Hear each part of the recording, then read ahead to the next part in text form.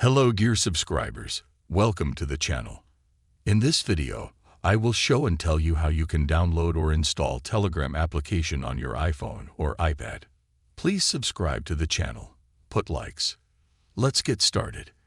To do this, we need to go to the standard application on our iPhone called Apple Store. Once we opened it, click on the search bar.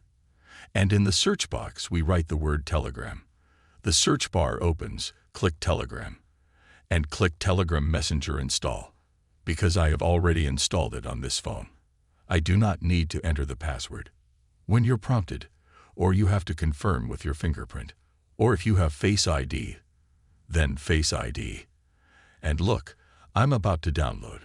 It all depends on your internet connection. If you have a good internet connection, it takes about 30 seconds to download the application. The most important thing is that all applications are free. After that, download Telegram Messenger. Click Open. Then click Start Messaging. Or you will log into your existing account if you already have one. Or you will have to create a new one. This is how simple or easy it is to download and install the Telegram application on your iOS device. If you like this video, subscribe to the channel. Put likes. Bye to all.